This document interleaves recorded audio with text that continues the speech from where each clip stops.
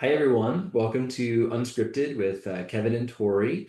Today, we're going to be talking about metrics, a very broad topic and one that Tori and I both have a lot of experience with. So, just as a quick primer on our background. I have a master's in mechanical engineering, have done a lot of math in my day.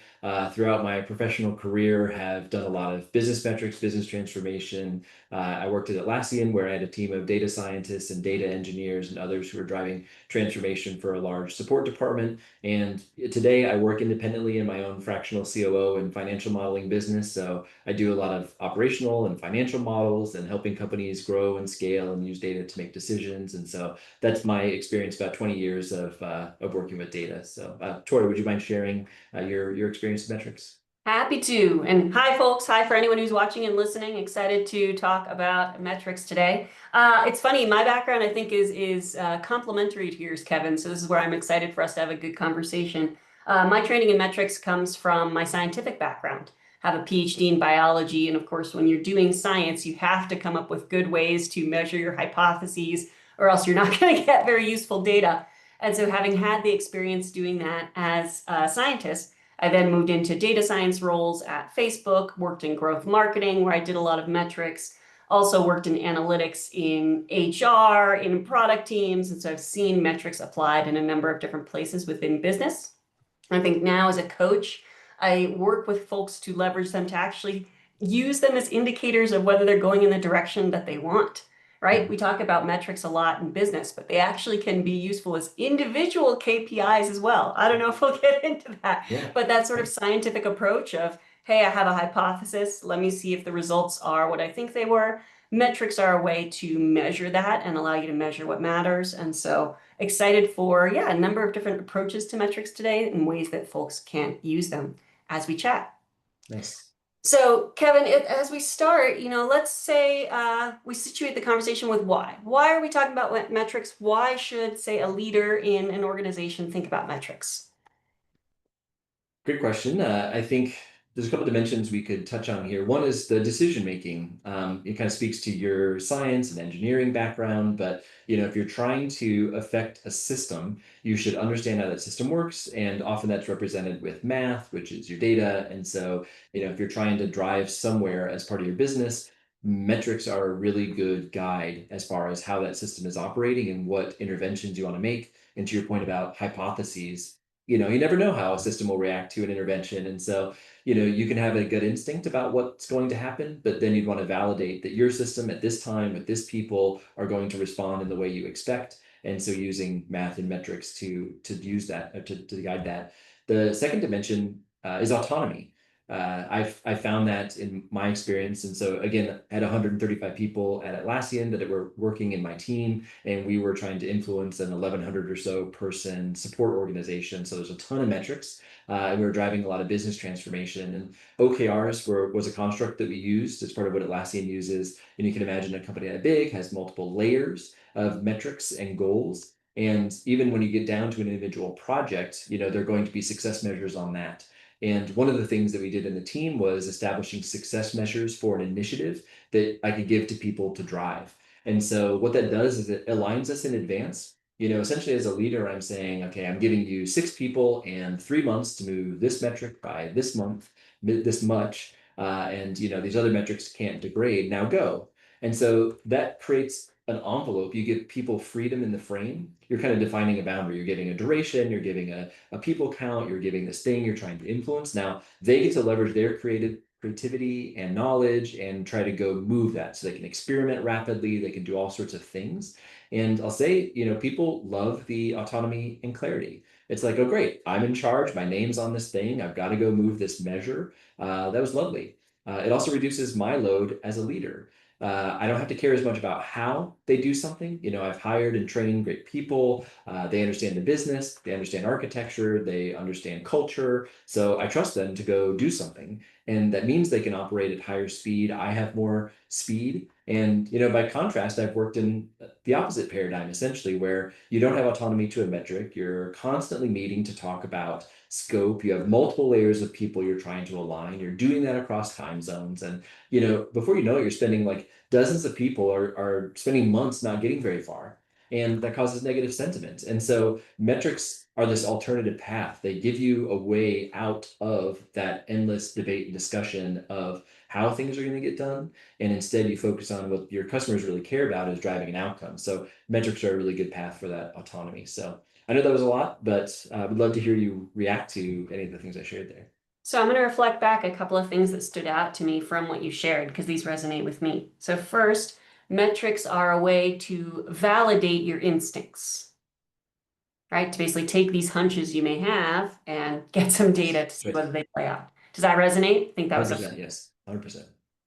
metrics are a way to manage effectively at scale, to give teams a charter that they can go execute on, and as a leader, keep tabs on whether you're actually getting what you hoped to get from a group. Very much so. And so then across both, I think metrics allow efficiency, focused, good work. Yeah, very true. And maybe just to touch on the prior thing around the like as a leader, especially a big leader. So if you can imagine the head of a support department at that company, there's a ton of things that they could know about how the business is performing.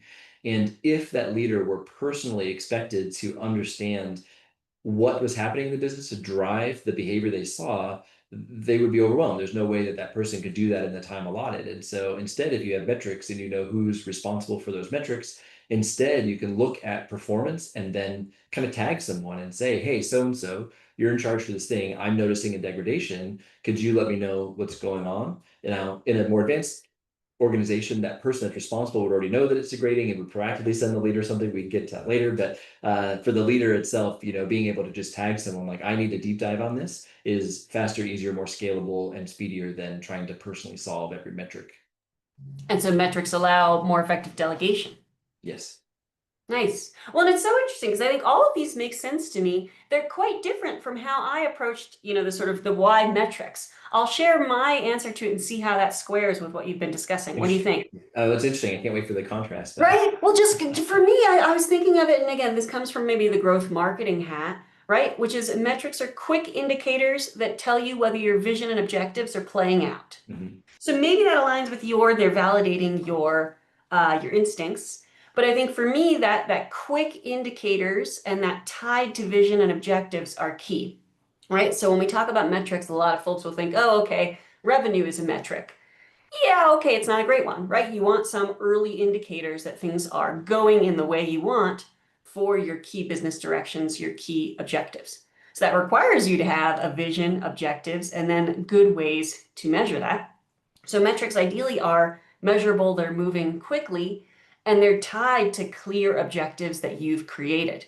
And so I would say, in addition to being able to delegate and being able to check your intuitions, metrics often force you to sort of state your hypotheses, right? Mhm. As do OKRs. It's really okay. What am I going to say matters? How am I going to measure it? Which in and of itself tells me what matters most in that. And what does that say about where I want the business to go? And I think there's this vision and strategy element to them, as well as the effectiveness of, are they measurable? Are they movable? Are they quick, right? Are they those sort of leading indicators? I think those are the pieces I think of when I think of metrics. Curious for your thoughts there. Well, that does resonate. Kind of approaching it at a different angle. I wrote down, you're kind of saying that a metric itself is sort of a numerical representative of something. But not all metrics are created equal. So you can measure revenue and it has a number and you could bring it up to maybe several decimal points of precision depending on what you're doing. But that's not going to help you in your business. So it's important to know that not all metrics are created equal. We'll probably dive into that. The other thing I'm hearing is a little bit of focus, that because not all metrics are created equal, you want to focus on the things that matter. And, if you get that wrong, I could see a world in which you have a metric that moves in a direction you don't want. So you tag a team, as we said earlier, to go investigate. But it turns out that whole metric is irrelevant to the bigger goal that you care about. And so you've wasted cycles of having people explore something that doesn't matter. And so that's an important thing for any leader to do, is to understand not all metrics are created equal, and that you need to focus on the things that do have a connection to the outcomes you care about. Well, because as you're talking about it, to me, there's a danger in an organization being under-metriced or over-metriced, Mhm. right? You probably want a happy medium. If you're under-metriced, okay, it might be a wild, wild west of intuitions. If you're over metriced, then it's okay, we've got too many competing things and we're spending all our time populating the metrics rather than actually doing the work. Yep. And so having that happy medium where the metrics are effective at giving direction, autonomy, at showing your effectiveness, but not so heavy-handed that they are taking more attention than the work itself. I think that's probably the happy medium. What do you think? Yeah, I've seen both. I've seen both because there's I think a natural human tendency, especially if you have a team that can produce data, it almost feels free. You just get to ask, and then at some time in the future, you get the thing that you were curious about. And so I've seen a lot of leaders treat metrics as like a warm blanket, as I frame it. It's like a cup of hot soup. You're like, oh, I feel better. And but in practice, they're not helping you drive to your goals because you were just measuring everything under the sun. And so I've seen that happen. And so, yeah, that's on the one end. And on the other end, when you're under metric, then you don't have the data to drive effective decision making. And you end up, I've seen teams get into these emotional swirls. Here's the motion. So there's some sort of swirling of like, okay, I feel bad, I don't know why I feel bad. Like I can't prove that I should feel bad, but I do feel bad. And then you kind of make decisions, and maybe that emotion is just an emotion and not a reality. And then sometimes your intuition is right, but on the underside, you're kind of at risk of making ineffective decisions because you don't have data to support. And then on the overside, you have way too much data, and you're wasting time and energy on things that don't matter. And so you're right, there is a middle zone, which is also not a set it and forget it. You don't like uh, dial it in once and then great, everybody, we nailed it, we've optimized our data, and then you never think about it again. It's a constant battle, I would say, because you could also find yourself under metric in an area of your business, even if other areas of your business are right size. So those are my thoughts. Anything you want to add to that? Yeah, well, and because it makes me think that, in every business unit or business, there's something that matters, right? There's something that matters most. And if you haven't articulated it with metrics, right? If you're under metriced, then maybe folks are sort of battling for what matters, right? It's like, no, this matters, that matters. It's maybe that, individual agenda battle. Or in those orgs, sometimes it's that ego matters more than metrics, or someone looking great in front of the bosses matters more than metrics, right? There are other things that matter. And if you don't have metrics, those other things can be the case. Yep. And again, if there are too many metrics, it's sort of distilling, okay, we have all this data. What is the signal amidst that? And so I Yep. do think the exercise of actually saying, what are the metrics that we want to track? What are the metrics that are important? Allows you to denote what matters and to prevent the problems that come from other agendas that are at play when the Yep. org sort of hasn't aligned around what matters. And I will say this even plays out in organizations that have metrics. I'm coaching a client whose organization has, I think, 7 North Star metrics, Mhm. right? And it's like, well, wait a minute. If there's 7, like which one actually matters? And so, In my brain, I'm seeing a compass spinning constantly because it can't find north because there's 7 places it's trying to orient toward. exactly. And that's the thing, when you have a good North Star metric with some guardrails, folks are working in the same direction, they're focused, they're effective, they know what they're doing, like you were mentioning. And when you don't, it really is like that spinning compass. And I'm almost picture people coming in and like pushing the compass, right? And then it becomes like Yeah. the Ouija board of like, okay, I want us to go over here. And so you end up spending a lot more time fighting over what matters than fighting over how to do well on what matters, right? Yeah. Instead of how do we best serve the customer, it's whose vision of serving the customer is going to win, and Mhm. just ends up wasting a lot of time, in my I opinion. wonder, you're making me think. I've been kind of sketching over here this idea around how we tie some of these like autonomy and driving towards a vision. You've got leading and lagging, and you've got, different people responsible for things. You can delegate them. And, because there are many metrics that matter in a business. It's not like there's just one. So there's kind of a counterpoint that I know you would agree with, which is like, sure, like there's a North Star, but these other metrics are probably important. And having a framework for how do you apply that? And I think when there's no framework, any metric comes online, and it immediately competes with the other metric that was available, and now you've got 2 North Stars, 3, 4, 7. And then that becomes very unmanageable. And this is a new thought as we're talking about. It's like I have some sort of map here thinking about that freedom in the frame and the leading and lagging and different levels of your organization. And, you're allowed, I think, to have more than one thing at the top that you care about. But then you should start thinking about tiering. Okay, I've got a leader in this organization. They are responsible for this metric that I know as a leader I've architected to understand that that drives the thing that I care about here at the top. Now, I, as a leader at this level, am looking around with my peer group and we're managing these small set of focused metrics. And then I'm having this API to an organization underneath that itself now has their set of metrics that they know drive something above them, but they're really just caring about that subset. And as the organizations get bigger, you can see how that framing would follow to every subset of orgs. And I think, yeah, so let me pause there and let you react to that design. Because what I'm hearing are two things. There's first, how do you define your metrics as a Mhm. leader? And then second, how do you use them? Right? And almost give people their marching orders and responsibilities to get the most out of your metrics. I wonder if we should look at each of those in turn, right? The how do you define the metrics? How do you use them? Do those Sure, ring I'm gonna as categories? That sounds great. And I think it connects back to our leadership podcast where I think we introduced the idea of, leaders being an organizational architect. You have to design a system in which people can be successful. And we're touching on that, how that applies to metrics here, that if you're at the top of your org, you need to understand and architect this roll up and breakdown of metrics so that you have a more effective org. So I'd love to dive into. Do you have a place to start? No, well, and there's definitely a question for you that I want to come back to because it keeps coming up for me is almost the level of granularity with which you should understand your metrics as a leader. Because I think as you're talking about it, I find myself wondering, but let's get there in a moment, right? Mhm. So, because that's probably in the implementation. So let's start with that, defining metrics. Say you're a leader in an organization that has no metrics right now, or say you've got some metrics that aren't really getting you what you want. How should a leader approach defining metrics up front? Yeah, I think I would start with I'd actually start with vision. So I wouldn't start with metrics. Let's assume that that's not present or hasn't been codified.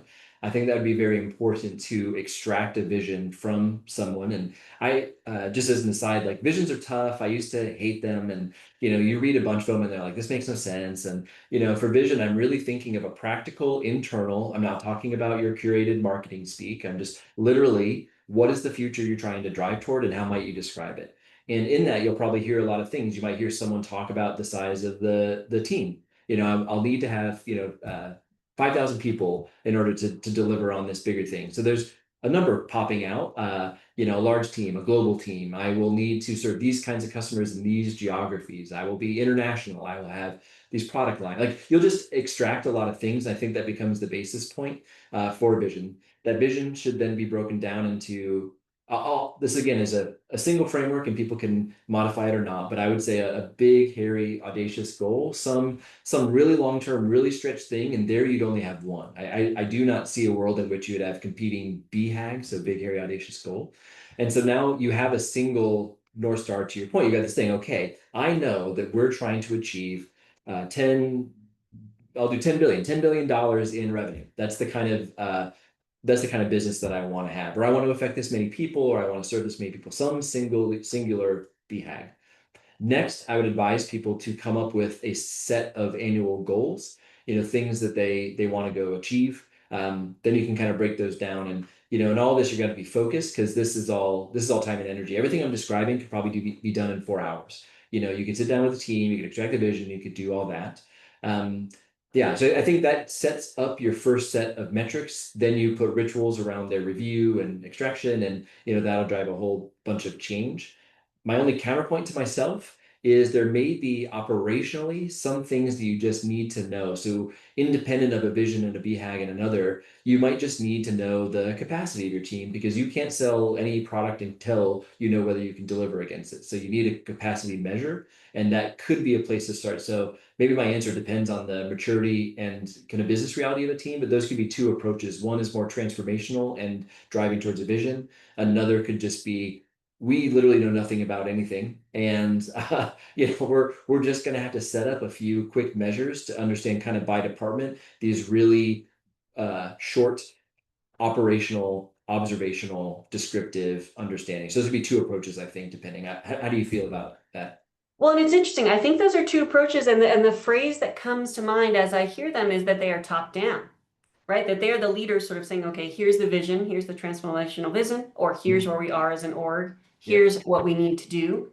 Yep. I might propose, and let's see if this is a compliment to them. There's also a bottoms up, right? Mhm. I have seen when I worked with teams to establish North Star metrics as part of my work inside of Google, part of it was, what is the user or customer telling us, right? And maybe this is the too much data problem. It's basically like, let's look at what they're doing now, right? Where do we see users engaging? Where do we see retention problems? Where do we see growth problems? What areas, what behaviors, et cetera? It's almost letting the user or customer tell us where we need to prioritize by understanding their journey to having a good experience of our product. And so I think combining these sort of leaders' vision with the state of the state, Yep. right? The sort of where are our customers? What are our clients doing now? What are our users doing now? Where are their pain points? What do they love about our service or our product? What do they hate? I do think there's room to bring that in because it gives sort of the user a voice at the table or the customer a voice at the table in what we're measuring. And so I wonder if there is, and I think this often happens in larger organizations, right? There's sort of a top down, okay, here's our vision, a bottoms up, here's what we're seeing on the ground, Yep. and a meeting in the middle compromise that happens Yeah. from those. But Yep. I think that's probably a complementary input here. What do you think? I do, and I appreciate you bringing that up. It does. I've used the analogy before of the was it the transcontinental railroad, and you had the one building from the East Coast towards the center and the West Coast, and they needed to meet in the middle. And so I think that's the analogy here is that everyone has a valid and interesting perspective. I think the leaders in the org understand what they're trying to achieve, maybe commitments they've made to investors or a board, and then you have people that are in another part of the org doing work that understand what's going on. My small analogy when you're thinking about it is when I joined a company that did warehouse management software first day, they dropped this box of scanners on my desk because no one wanted to go through what they considered a crappy process of reflashing those devices.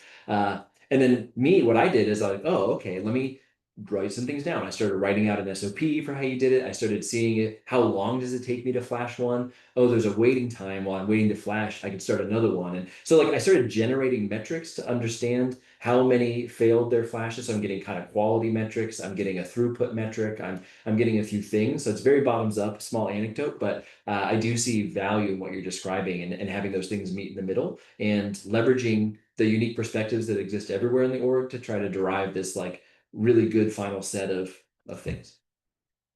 Well, and so it's interesting. We're talking about how to sort of set up metrics, right? And Mhm. so, say you're a leader and you're doing this top-down visioning, right? Or sort of here's where we are as an org, and you're getting this bottoms-up data on where things are. What Mhm. comes next, right? Like once a leader has sort of identified that first slate of metrics, what follows that? Well, we've talked about inputs before, I think at least in passing without describing it. So I think that's where I'm leading to, and there's another version of that that's a little more elaborate where you go from descriptive to diagnostic to predictive and prescriptive, which is kind of saying a similar thing, which is there are layers to these metrics and things that drive other things. And so you could see how in my scanner reflashing anecdote, that's a very early signal. It's a very like tight down to the process measure.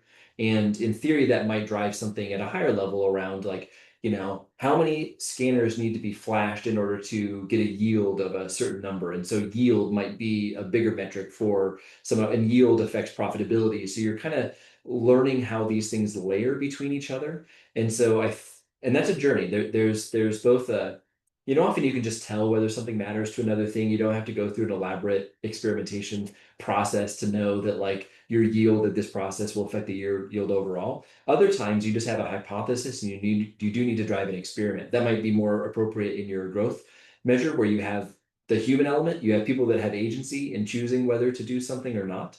But I think there's a journey of deriving the relationship between the measures to see, what affects what and what can resolve on what time scale. Because again, a process yield, you'll know at the end of the process whether you got the yield. you may not know whether your marketing intervention had the effect you wanted until a month later once everything kind of goes through the system. So those are the kinds of things you start working through. What do you think about the framework and some of that testing? Yeah. Well, and so I will reflect back, that part of my growth marketing training, there's this Reforge program, and I think I might be echoing some of their elements here, but a good business metric correlates with the key business outcome, right, is a good indicator, but is also measurable and movable. We've got to be able to measure it without too much overhead. And again, if the measuring the metric takes as much time as generating the thing that it's actually measuring, that's not useful. And then it's got to be movable, or it's got to sort of move in the way we would expect with the actions we're taking, right? Mhm. And so that question of, okay, is this time spent scanning these things, does that end up correlating with something down the road? That's something we'd want to check to see if it's a good metric. Because maybe that's an indicator of an end outcome, maybe it's not. You almost have to put that into practice or do some upfront analysis to say, does this correlate with outcomes we want? Is it measurable? Is it movable? Yeah, those are great points. Did you have something else to add there? Yeah, the other thing I was thinking about as you were saying, and maybe we're talking about this implicitly, but I'll make it explicit. I do think there are different metrics that matter at different levels of an organization, right? When you're sort of at the C level, it's really things like profitability, right? Alignment towards vision, high scale. If you're the head of a functional unit, right? If you're the head of sales, you care about how much sales you're generating. If you're the head of marketing, you care about how well you're providing leads to sales, right? Or how many customers you're getting in the door for a B2C business. If you're on a product team, you care about product excellence or the service delivery side.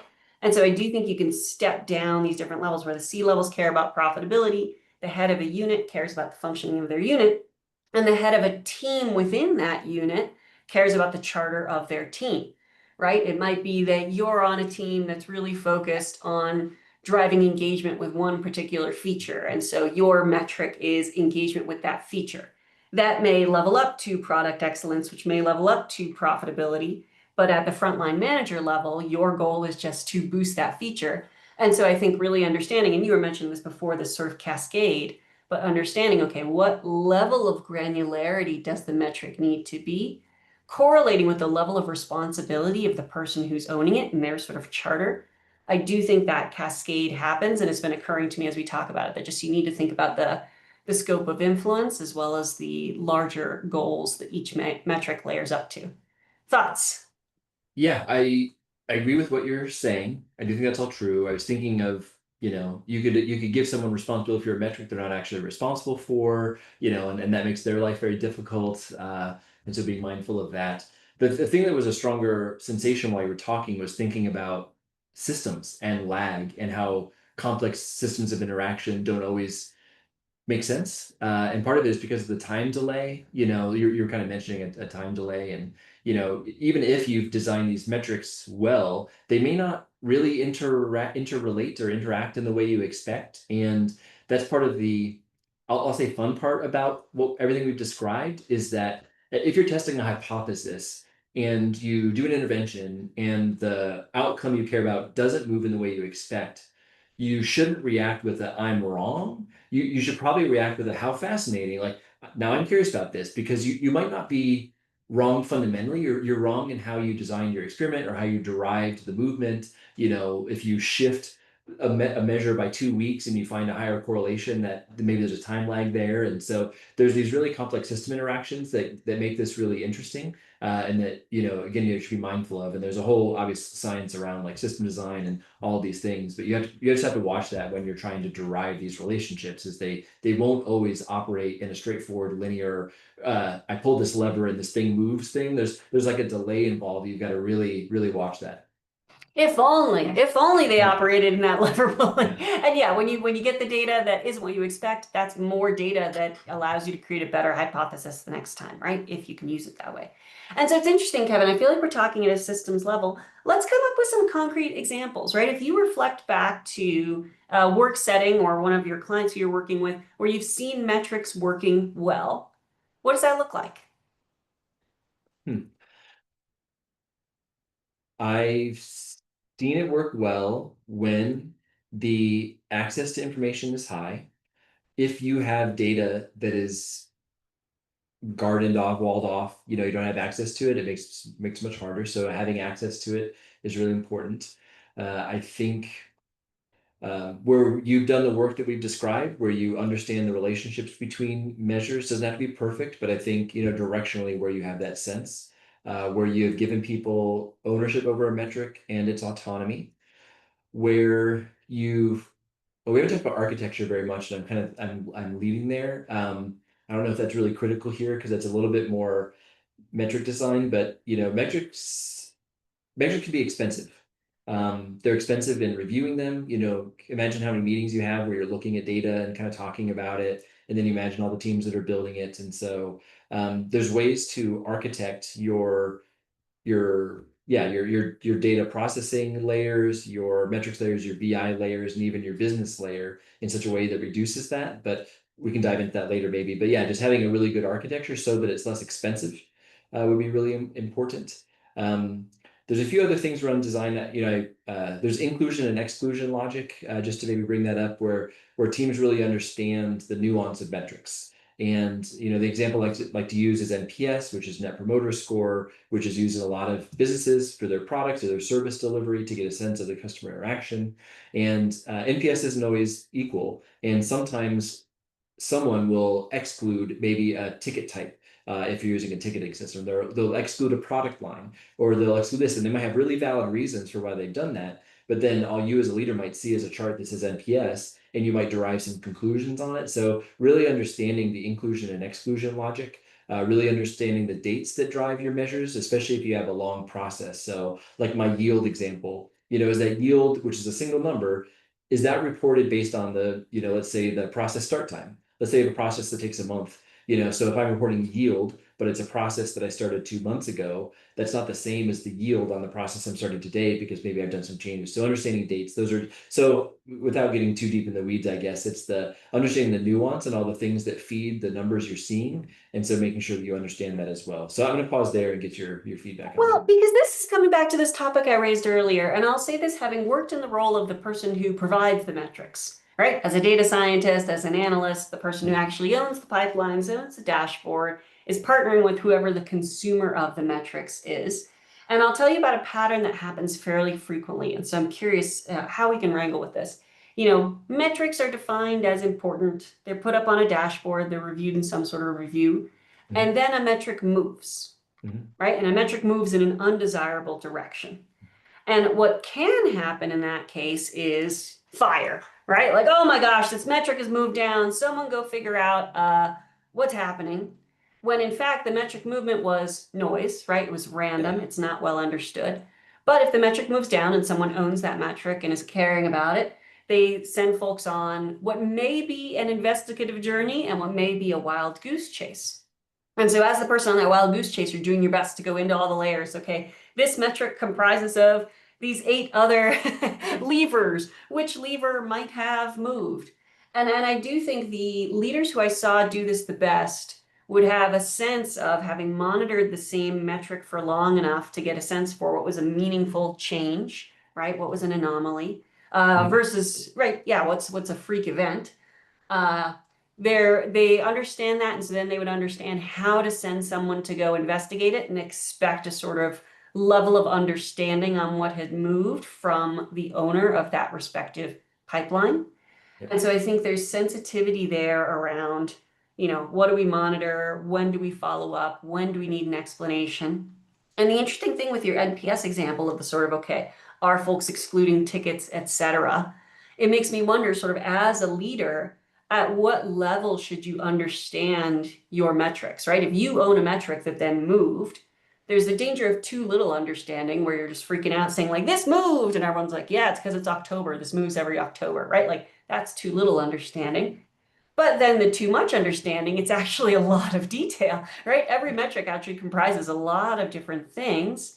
And I think for you, actually going to the level of support ticket understanding, right? Like that sort of stuff feels like more granular than a level I saw most leaders take. And so I'm curious if that benefited you as a leader to actually understand the movements inside your metrics, maybe so that you generated fewer false alarms.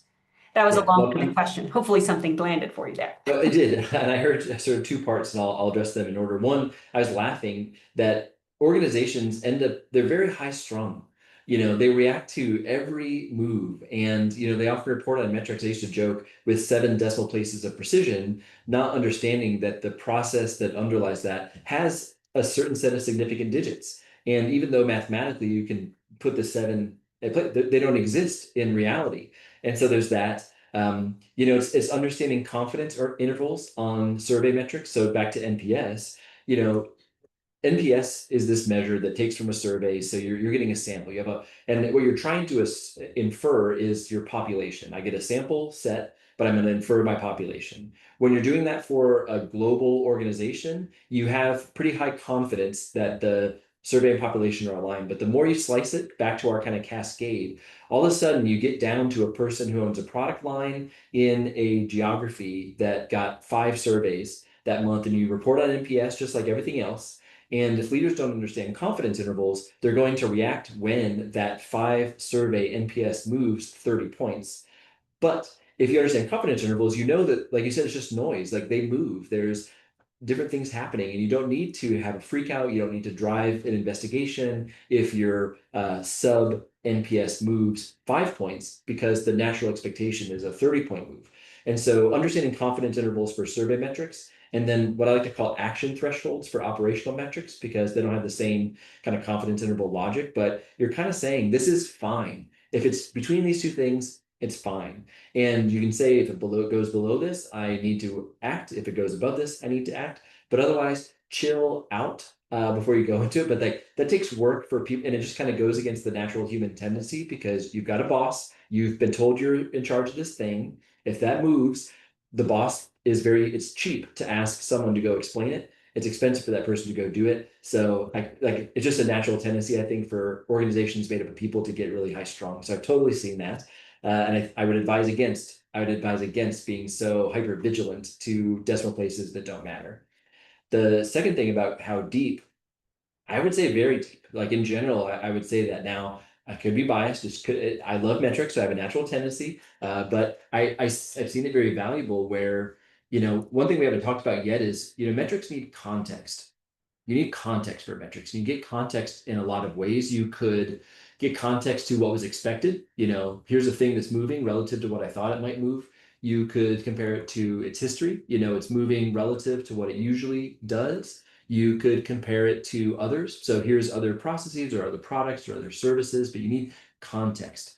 You also need context to the underlying operation to understand what is the nuance of the metric I'm seeing. What are the action thresholds? What is a normal variation versus not? So, being able to dive in from a big measure through its diagnostics and eventually into the underlying process. We used to advocate at Atlassian that people would read the tickets. Great, you've got NPS. Go read tickets. So don't tell me the number. Or there's the classic Jeff Bezos anecdote that's in every book about, the support leader was telling Jeff that the calls are answered within a certain amount of time. But Jeff had heard anecdotes that said that wasn't true. And so he calls the support line on the call. It was like 5 minutes, 10 minutes, some large number. Well, I think it turned out that the metric being reported was how fast is it when we answer, or something like that. It's like one of those funny things that you really have to, as a leader, understand all of that. Otherwise, you're going to make bad decisions. I don't want to assume malice on anyone's part, but best intentions, people misrepresent something inadvertently. And so, yeah, I would really advise that leaders understand their business very deeply, the metrics very deeply, and then back into the underlying process. What do you think It's about that? interesting though, and maybe this is big company thinking on my part, but I think of that with a leader having a strong analytics partner, right? That basically if you have someone who's an analytics leader who then can own here's what the confidence interval is, here's what the data is, and you can look to them for that so that you can own the significance, but they can own the detail, right? That partnership, when functioning very well, can allow the leader to get what they need and have someone who just, because as you're talking about confidence intervals, I'm like, I don't think I ever saw that reported, right? Like as data folks, as analytics folks, we know it. We know that there's a meaningful range, but it was very difficult to report like plus minus standard, like this is expected. Like I just can't even think of having a quarterly business review where you put that in there. It would actually be very valuable. But I guess to me, I think as a lot as you're talking is like, what is the sort of role of an analytics function in this? Of gathering this data, of presenting this data in a way that it is digestible to business leaders. At a Yeah. small organization, maybe you're responsible for gathering this yourself, right? And so you may have to wear that analytics hat. But definitely for me, having been in analytics functions, it's interesting to think about the sort of charter and responsibility of giving useful information to business leaders through metrics. Yes, that resonates as an experience and an approach. I would say what I've learned is that can work. If I think there's certain circumstances when it can work. There are some drawdowns or drawbacks. Sorry. One is that there's in your own brain, the synapses fire really quickly, and an idea somewhere can connect to an idea somewhere else. An action can drive your hands very quickly. So I like to think of the analytics partner as delivering the tools and techniques and mechanisms so that that leader can dive in the place they need to go. So if you have an idea, the data is already there. You just have to go look at it. And so they're building the tools and things for you. That said, if you have an analytics group leader person that's very knowledgeable about the business, they can become proactive and share the things that you would have asked of the leader in advance of you even seeing the information. And that gets into these like more mature organizations that are a little more proactive. That's just so rare. But that's how I think we could get to. And I used to say, like, because we hired so many data science folks and data people, that I used to say I don't want to hire a human calculator. Like that really is of no benefit to me because there are calculators to do calculations, there are computers to do calculations. I am looking for someone to infer, to think, to analyze, to explore. And so I think that's when an analytics partner can work really well, is that there's characteristics that go beyond the mathematical calculation. Like being effective at Python, cool. Sort of what do they say, necessary but insufficient. You need to pair that with an ability to think about what is coming out the other end to apply your own judgment. So if that's all true, I think those partnerships can work really well. Well, and we must have worked for organizations that invested very differently in their analytics functions. Because to say that's rare, for me, that's table stakes, right? Interesting. Like an analytics person. And again, there are folks who work in sort of the ops who are just generating the numbers and could tell you the SLA and nothing about, but the sort of understanding the business context behind it.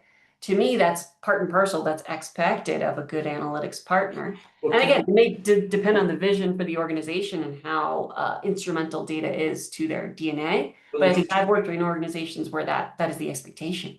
Well, that's great. And I think there's maybe 2 points just to address what you're saying is one is if an organization isn't yet to where they have the maturity of all of the drivers, then there's not the information there for an analytics person to be proactive in sharing back with someone.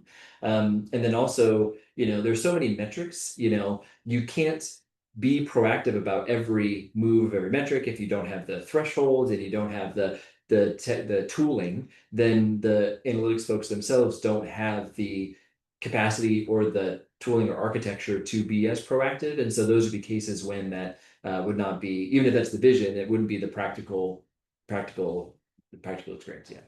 And so we're talking about the big company picture where you have the data, you have the tooling, you have the people, you have the resources, you have the knowledge and the time. Let's go to the other extreme. Let's think Awesome. about small companies, right? Like when should a company start to use metrics? Sorry, is that an okay shift in Oh yeah, direction? it's 100%. I'm just laughing. Like, I don't know. I find this fun. I tend to laugh. And so like, I'm thinking about these small companies and I just find it joyful. That's all. Yeah, well, and so I find myself curious, like, should a company start using metrics at year one, day one, employee 10, once we've hit product market fit, right? If you're an entrepreneur starting an organization, when do metrics start to figure in? Day one, speaking as the smallest of small companies, I run a one-person organization. I have a very robust set of dashboards and other things that, I'm looking at my data and for all the reasons we mentioned, like I need to understand how my business is running. I need to understand my different experiments. Let's say that I'm going to do a lead gen experiment, or I want to understand the impact of social media, or I want to do whatever. You've got to go instrument that. You have to have an idea about what you want to intervene. Back to inputs versus outputs. I want to know what behaviors I drive and then I record those. That automatically generates some metrics, which then auto-populate into my dashboard. And then at the end of the month, I'm doing a review to see how all those things are going. All of that is very analytics driven. Again, it's my bias, it's my experience. But I couldn't imagine trying to do this in a different way. So the earlier the better. again, you don't have to go crazy. Like I'm just describing Google Sheets essentially. Like, so if that sounded overwhelming to anyone, I'm just talking about Google Sheets. I do it in a way that's very easy. Same with like bookkeeping, all that's very easy. Like, but I would advise it. Like it is the power, the ROI is very positive. Like a small amount of effort in Google Sheets in the very beginning gives you a very, very confident set of guardrails and tools to understand whether your business is going well. So that's my perspective. I'm curious, if you have a similar one, if you've seen something different. I'm going to push back on it with a That's perspective that great. I hold lightly. Also, being a scientist who has run my one-person business with metrics and spreadsheets, right? So I'll contextualize that's my sort of history. But I Mhm. guess I found myself wondering as we came to this conversation, I'm curious for your read on this, you know, are metrics useful for an innovation-focused unit? Right? For an execution-focused unit, we need to deliver X on at Y schedule with Z resources. Absolutely. You need metrics to tell you whether you're doing that well. But I wonder whether for a unit that is really about creativity, innovation, if then that the execution nature of metrics is at odds and might squash innovation and creativity. And so I wondered whether there might be phases of business, and this might be that I feel like I'm at that phase in my business right now, right? Where almost the execution undermines creativity, and I might just be missing a way to pair these together, but that in phases or groups of innovation, that metrics take a pause until it's okay, we want to go this direction and this way, but that Yeah. there might be moments where those are uh, um, overhead rather than additive. Pushback Yes. if you disagree. No, I'm not going to because as usual, you're right. You have a great challenge on a thing, and I think it's true again in certain circumstances. So back to my own like advocacy for day one, I think there is a difference between being effective and being optimized. And so there's many a small business that looks at literally nothing. Like they just intuit how to make their customers feel good and somehow are successful on the other end. So that's effective. They're effective at doing the thing they set out to do. I'm probably advocating for more of an optimized lens, that the data is useful for optimizing that delivery. And so you can certainly get by without using metrics. That said, I do think some businesses lose their efficacy over time, like, as you grow, especially. So, don't do that too long or do it at your own peril. But I think there's a distinction there. And then I loved your innovation versus efficacy, and it made me think about the Bell Labs and the book I read about innovation there, and how by design they did not give any goals, literally nothing, to their tip of the spear, most creative folks. They wanted serendipity. They, just put a bunch of smart people in close proximity and let things happen. And you can't put innovation on a timetable. You really just have to have some faith there. And so the metrics can be essentially like how many people am I investing in my innovation area, just so you're not over budgeting maybe. You need to know when to cut bait, as maybe my dad would say, the fisherman. You just, okay, we gave 10 people a year to go try something, nothing came out the other end. I just can't afford to keep putting good money after bad. So those might be the only measures you would put on innovation, but I think you just have to let the exploration and the serendipity happen. And so you're right. So I think you wouldn't over constrain your innovation group. You just maybe like, but you budget it and put some risk parameters around it for yourself, and that's about it. And that I really like, that the notion that there are these sort of different functions and stages for a group, and that you might want to put different percentages of your business toward them, right? That in this innovation, we can picture that as like your R&D budget. Okay, that's going to go, not going to go above 10, 20%, right? And that can just do what it wants and things will come from it, but we can't necessarily goal it other than the budget. And then the other two things you mentioned, I think really interesting, of sort of effective and optimized. Mhm. And I would challenge that anyone could get to optimize without metrics, Correct. right? You may luck into effective, you may luck into it for a time with good intuitions, etc. And again, may not last forever, but you can sort of stumble your way into effective. That's I right. don't think you can stumble your way into optimize. And so I do think for any unit that needs to be optimized, for any business stage, for any part of a business that needs optimization, metrics are the way to get there. What do you Yes. think? I I was trying to think of my analogy. I was thinking about a black hole. I was thinking about, is it Metcalfe's law with network nodes? Like, you might be okay for a little bit, but eventually it collapses in on itself.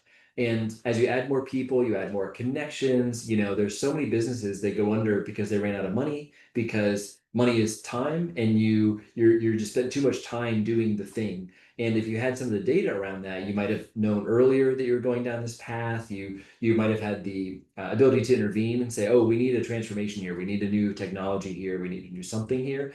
And so if you just let it emerge without data, I think you implode because of Metcalfe's law and all these network nodes and how much time that takes. And eventually you just run out of time to profitably serve your business and you ran out of money and then you go under for the wrong reason. So that's how I view it. What are your thoughts on that weird black hole Yeah, vision? well, and I'm almost thinking that as a leader, you can almost do a diagnostic, right? For like, what stage are we in? Are we in a full innovation stage? Or if not, what's the cap I can put on innovation? Are we effective? Are we optimized, right? And sort of taking a look at it and saying, right now, like, do I feel that we're effective of what we're due, just baseline? And if we're effective, could we be better? If we're not effective, okay, first problem is Yeah, just get to baseline effectiveness. And actually metrics can help there, right? But it might be that you've lucked into, stumbled into effectiveness. But I think yeah, for a leader, taking a look at, where is my company? Where is my organization? Where is my one person business? What stage am I at and what tools do I need? yeah. Metrics are a tool to take you from ineffectiveness to effectiveness in some cases, and from effectiveness to optimized. Yeah, I think that's right. There's a Zone to Win book. I'm forgetting the author's name. I don't want to. I have one in my head, and I might be wrong, but Zone to Win, and kind of describes these different zones. So you've got the innovation zone, I think, is the most long-term time horizon. Then you have a transformation, and then you essentially have like a top line, like how do you grow your top line and optimize that? How do you optimize your bottom line? As a business, you need to understand your investments in all those zones. If you only invest in innovation and you tell all of your company to go doodle and ponder their belly button, whatever it is, like, you're going to run out of business soon enough. And then on the inverse, if you just have everyone optimizing the bottom line and you have no innovation transformation, you're also going to go out of business. So kind of keeping those things in balance, I think, is really good. And maybe to your point, I think the sliders might depend on where you are in a business. You might put half your business in innovation if that's the nature of your business, whereas others might put 10% or 5% on their innovation. But yeah, so that's how I'm kind of thinking about those different zones and your investments in those zones, being mindful of that. Well, and so maybe really that visioning, strategy, budgeting Mhm. exercise comes before metrics and putting them out as a possible thought, right? Like before you put the metrics to see whether your approach is working, you've got to have that approach, which is, I want to get here. Here are the investments I'm making. Yep. Here are the measurements that help me check whether my investments are working. Yeah, the only thing I'd add to that is I think more in the feedback loops because no matter what you do, you're going to get it wrong. Like you're going to do instead of doing A before B, you should have done B before A, and you'll get your investment wrong. And so there's like the initial conditions, and then there's the loop. So let's say that you set your initial conditions on innovation zone wrong or whatever you did. If you don't review that but once a year, that could be too long to review whether you've invested correctly, but reviewing it twice a day, like probably too fast. So, like you got to find something in there. So I think thinking about the frequency of your feedback loops and your adjustments is a good way to think about it. So instead of stressing about what cart before horse or horse before cart, you just like, I'm gonna set up my initial conditions. I feel roughly right, but I'm going to have my metrics and this review cycle that allow me to make adjustments as I go. And I think that's a pretty good setup. Well, and because it avoids, I'll tell you, I work with a lot of folks who think about changing jobs, right? A lot of folks who think about who are career changers, job changers. And one of the risks is that they can get stuck in this place of analysis paralysis, Mm, where they're sort of trying to set that initial budget and vision, if you will, for their life, for their career, and they spend all their time researching it and setting it without a plan. And I think the reminder that you're pulling there that I certainly used when making a leap to start my own business was, okay, I don't know if my vision is right. I don't know if my strategy is right. I don't know if my approach and my budget, in all likelihood, it is wrong. yeah, I'm setting a review cycle within which I'm going to check it. So, for mm, example, when I started my business, I gave myself 6 months of venture funding, if you will, right? Angel mhm. investment in myself to say, go figure it out. And here's your review date, and I want to see how it's doing. Yeah, Here's a rough target of where I want you to be. Very rough, like here's a revenue number. Go do it however you want to do it, and we'll have a review then. yeah, And almost by setting that, it gave me the freedom to go execute on it, permission to be wrong, but sort of some level of check-in. And so I do think that structure of here's the cadence when we're going to review this and the expectation that, yes, parts of this will be wrong are really important for unblocking action. And I think that's important as a leader for a team too, right? You're not going to hit every single metric in every single group. That's okay. You want to understand where the gaps came from so that you can do better the next time.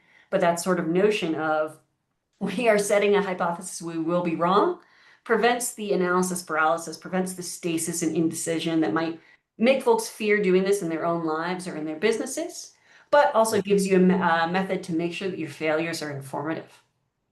Yeah, that's great. And we won't have time to go into it today, but I use a similar approach in my own transitions and, kind of setting goals and, building out your habits and measuring all of that. And, essentially like in your case, let's talk about transitioning a career, being able to test, do I enjoy it and will people pay me for it? Like those are interesting tests to go do. And, how much time do you want to give yourself to explore different things that bring you joy? How much time do you want to experiment with people paying you money to do that, to give you the kind of value indication? And those are that kind of touches on all this stuff about the review cycles and the metrics and using it for kind of driving yourself somewhere. I think those are all really good points. Other things we haven't mentioned on metrics that you want to make sure to mention. I mean, probably. That's my answer.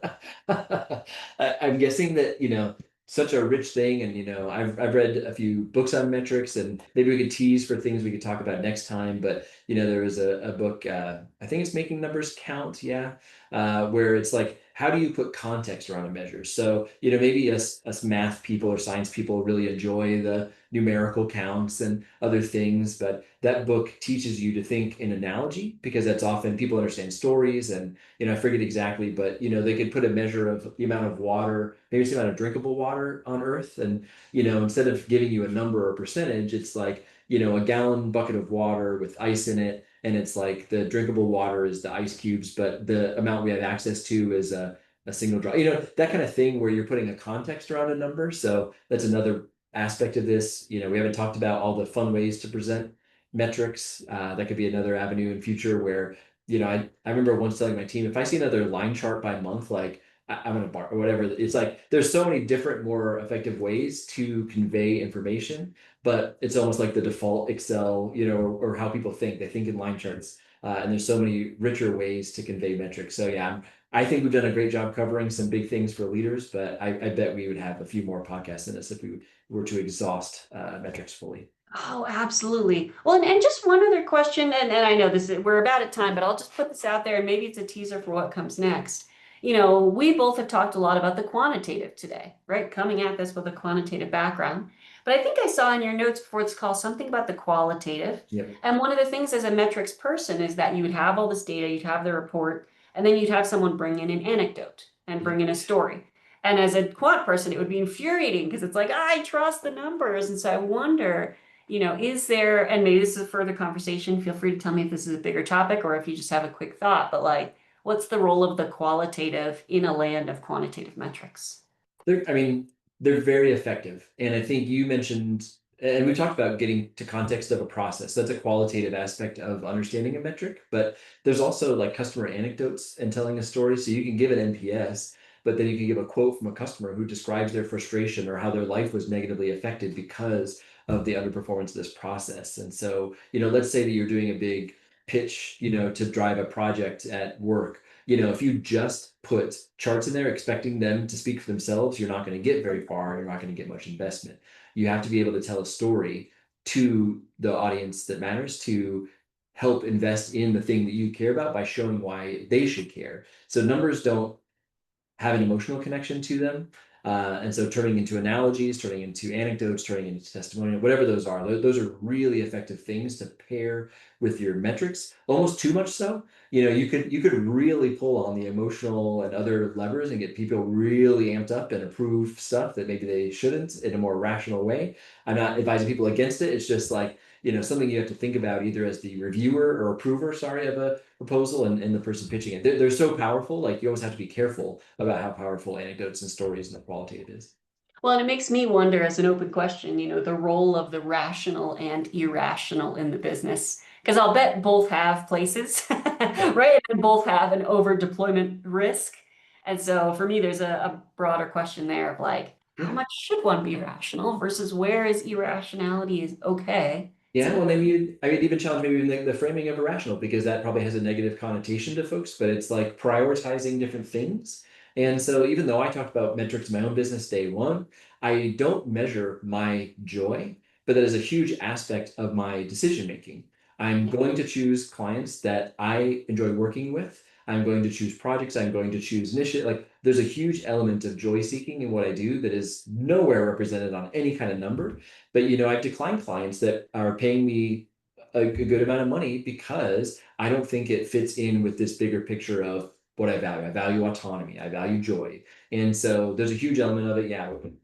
So I just agree with you that there's something else underrepresented, but it wouldn't be irrational. It's just a broader framing of what matters to you as a business or an individual.